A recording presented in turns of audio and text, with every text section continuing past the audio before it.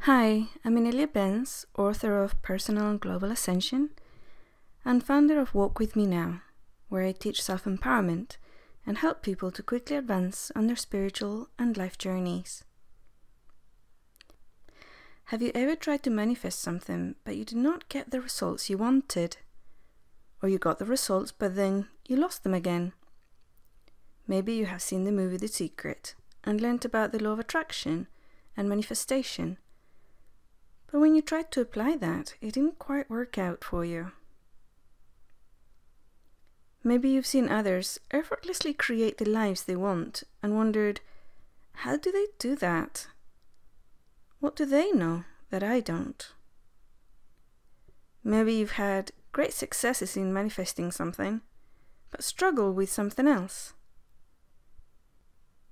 Or maybe you're doing manifestation exercises and all of a sudden your life starts falling apart around you. Have you ever felt stuck, almost like hitting an invisible wall that you can't seem to move past? I've been there too. I'm going to show you exactly why that happens.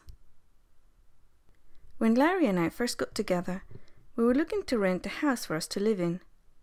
We looked for months and found several houses that were suitable, but the owners or agency would never get back to us. At one point, we offered one particular owner 6 months advance rent. We did all the regular credit and criminal checks, and she was actually very keen that we rent the place from her. But every time we would call her, she would say things like, "Oh, I totally forgot. Let me check that and get back to you." Whatever it was that was delaying the process. And then she would not get back to us. Another agency was the same. They were happy about us renting a place but never followed through contacting the owners or finalizing contracts.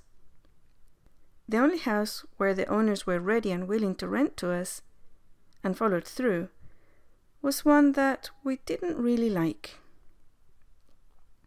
This went on for months. No matter what we did, we could not find somewhere to live. At another time, we were saving to start up a learning center for shamanic, mystical and spiritual instruction that could be used as a meeting place for high vibrational frequency individuals. We were calling it the Shaman Shack. No kidding, we spent a whole year trying to lease a property in the area from one particular family. They were all very enthusiastic that we rent it from them, but the contract just never happened. One thing after another would change for them, and sometimes it was as simple as something that came up so they couldn't meet with us at a particular time and space. Nothing we did seemed to shift the blocks, and believe me, we tried everything. A different story that happened some time ago. I was in a marriage that was not fulfilling, nurturing, or satisfactory. As it was better than my first marriage, I kept working at it. I used all the manifestation tools at my disposal to improve it, make it better and more satisfying. But it all failed. It was truly a real puzzle for me. I always knew that my mission was to raise the vibration of this planet. And to do that, I knew that I had to help people empower themselves, to help them activate the conscious creator within. At the beginning, I didn't have the tools to do this. But I set out to learn them, test them, or create them, and then make available the ones that worked best. And in this process of learning and researching, and looking at things from a mystical perspective, I discovered what I call firewalls. These are mental programs and thought patterns that stop you from doing something, like, "I can't do this. This doesn't work for me. I'm too hurt. It's too hard. I don't deserve it." All those look perfectly logical. They make sense. And they feel like they're true for you. But I'm here to tell you that you're a divine, powerful creator. So these stops are nothing more than programs that you can let go of. And I'll show you how to in a moment. The way I discovered the firewalls exercise was very interesting. I had a situation which I was working on, and I used the fear processing exercise on it. But no matter how much I worked on it, the fear kept coming back. I sat down and simply looked at what was happening. When I did this, the words, "I will never overcome this," popped up in my mind as clear as day. For a split second, I felt the words as though they were true, and realized they had come up over and over again every time I was processing this particular issue. So, I stopped and looked at the actual words. They were clear, solid almost. I looked at them, and eventually I could see that it was a program specifically designed to stop the process from being finished. I then sat with it, trying different things until it dissolved. Once the firewall was dissolved, the issue that I was working on vanished also. Eventually, Larry and I did find somewhere to live, but it wasn't a house. It wasn't until we sat down to look at what was blocking us that everything came together very quickly. And this is relevant when you're co-creating an outcome with another person. What happened after we concentrated in figuring out what the block was that Larry's stepmother asked me, "Will you consider living on a boat?" I told her that living on a boat was my lifelong dream, but that I had not mentioned it to Larry because he wanted a house so badly. Plus he worked on a boat, so spending all his time on boats might not be so good. "Have you asked him?" she said. No, I hadn't asked him, so when he came into the room, it was the first thing I did. Larry's eyes grew huge, and he said that living on a boat was his lifelong dream, and that he hadn't mentioned it because he felt I wanted a house. After that was cleared up, he said he could find us a boat in 5 minutes. And he did, literally. The blocks in this case was simply, we need to find a house to live in, when neither of us wanted to live in a house at the time. By shifting our attention from the program, "we need a house to live in," we perceived a block within the sentence. Later we found out why this sentence, which on the outside seems pretty normal, was a huge block for us. We did the firewalls exercise on it, but it didn't seem to dissolve or resolve for us at the level of intellectual understanding. However, we manifested a person who suggested a boat, and then the whole block simply dissolved. It was not a house. It was a boat we wanted to live in, so saying we need a house to live in blocked our finding where we would be truly happy, living on a boat. How we manifested the shaman shack was also quite the story. During one of our monthly exercises at Walk With Me Now, we did an exercise which I call Drop the Dream. This is when whatever it is that you're trying very hard to manifest, you simply drop it for a couple of weeks, a month or 2 months. You simply stop trying and stop thinking about it and stop creating it. This gave us the emotional, mental, and energetic space to remove all the programs we were carrying about the one place we wanted to lease for it. Within a few days, we found the shaman shack, and the price was so low we could not believe it. It was the exact amount that we had saved for it, plus our winter money. As a seasonal fisherman, Larry has to save to get us over the winter months. Within a few days, the house and land were ours. In this case, there were various things we did to finally manifest the shaman shack. One was to work on Larry's blocks to owning property, which was indeed the main firewall to this manifestation. Another was releasing the property we had set our focus on for a whole year, which gave us the space to release several programs about this location and function. And the third was to release the entire project, location, and desired co-creation. As it happens, the shaman shack is now way more than a meeting place. It is also a home and a high-frequency hub. As to my previous marriage, I searched for and I found the firewalls to my own happiness and satisfaction within the relationships and worked on those. One of those firewalls, the biggest one in fact, was a good marriage is the result of hard work and overcoming problems. Another was marriages are not where you find love. My husband and I separated, although we still lived in the same house. And soon after that, I discovered Larry, with whom I don't have to work to make it better. It is a relationship that is the opposite of working. It is joyful, nurturing, satisfying, and filled with ease. Yes, we do have some issues we had to work on and deal with, but we dealt with them. We're both extremely proactive and diligent in creating a wonderful life together. And the key is that we're co-creating in full consciousness. The movie The Secret was a great introduction, or should I say remembrance, of how our reality works and how we can use our ability to manifest things. But it was just an introduction, and it did not go into detail about what to do when you run into blocks. And while positive thinking is good, same as positive affirmations, they still take you only halfway when a firewall or a stop arises in your consciousness. It also does not address the issues that come up when other people or internal programs are busy working on manifestations that are contrary to the ones you're trying to bring forth.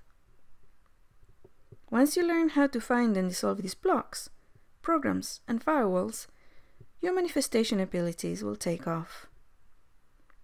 And this is why I created the Manifestation Accelerator. At its core, the Manifestation Accelerator is a processing technique that enables you to remove the firewall you run into. It is the tool to use when other tools stop working or they are working very slowly. When you feel stuck. When you feel stuck, it's time for the Manifestation Accelerator. Here are the steps for this process. Think about something that starts with I can't or ends with I can do this or that. Say that phrase out loud to yourself and pay attention to where you feel the vibration of those words. It could be in your physical body, your energetic body, or your mental body. It might also be in your emotional body. Look for it and find it. Once you find it, look at it and interpret it as a color, or a flavor, or a shape. You do this so you can simply look at it and observe it without judgment. For example, you can say, this block looks like a bright red ball, but don't say, it looks like an evil red monster. Okay? Very important, don't try to get rid of it. Just observe and allow it to exist there. You look at it with curiosity and interest, but not with judgment. Now, as you observe it, welcome all the information that comes with it. It could be words, images, feelings. Whatever it wants to express to you, welcome it. Sometimes, the program doesn't want to express anything to you. In that case, welcome the silence. The information that comes to you, you need to interpret based on your personal vocabulary. Nobody needs to interpret that for you. Just ask yourself, what does this information represent to me? If you interpret it wrong, you would feel some dissonance in your field, and you know you didn't quite understand it yet. As you allow this shape, color, flavor to exist, ask yourself, am I ready to let it go? Sometimes you get a clear yes, but sometimes you may get a no, or not now, or I want to learn more, or some other kind of answer that implies you're not ready to let it go of it yet. If you get a clear yes, imagine grabbing it from wherever it's located and gently unlocking it and pulling it out of you. Now just hold it in your hands and see how you feel without it in your field. At this moment, you can either put it back or hold it in your hands for a few days, or you can just let it poof, release it back to source. If you did not get a clear yes, don't worry. It is simply a matter of time. What you do in this case is that when you get a no, or not sure, not yet, anything that's not a clear yes, simply infuse the color program with source energy. This is not done to get rid of it, it is done to raise its frequency. Simply infuse the entire bundle of shape, color, words with source energy and tell it you will revisit and ask again tomorrow. The next day, do the exercise again. Eventually, one of two things will happen. One is that the program will dissolve and be gone, and the other is that you realize why you have the firewall and decide to keep it. Keeping firewalls and programs at a conscious level, as in you choose to keep them, is completely different to having unconscious programs and firewalls running your life. A few common asked questions and mistakes that could happen.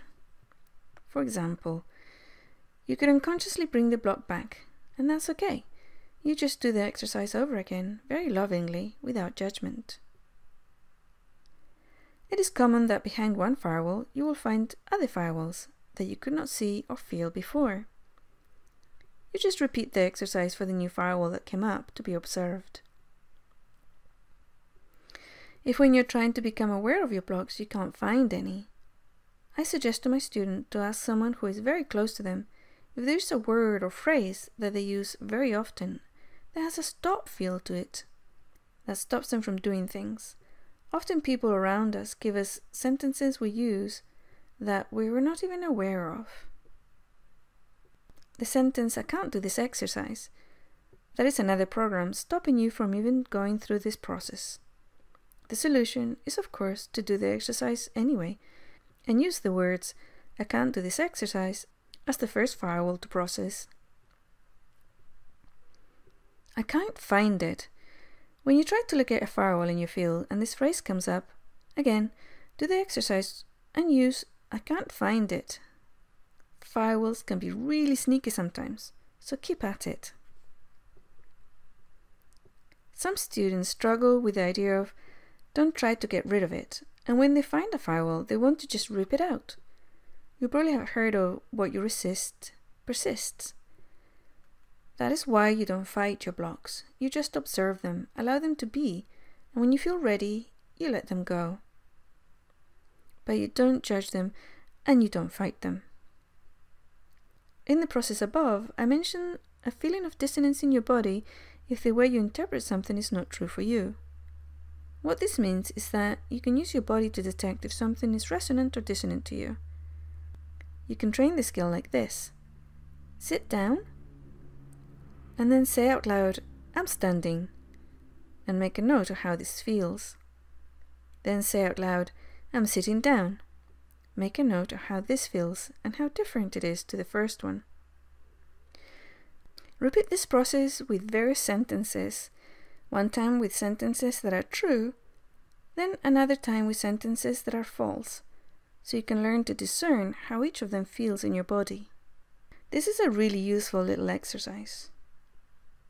In closing, don't get stuck processing and hunting firewalls. I say do this process no more than 30 minutes a day.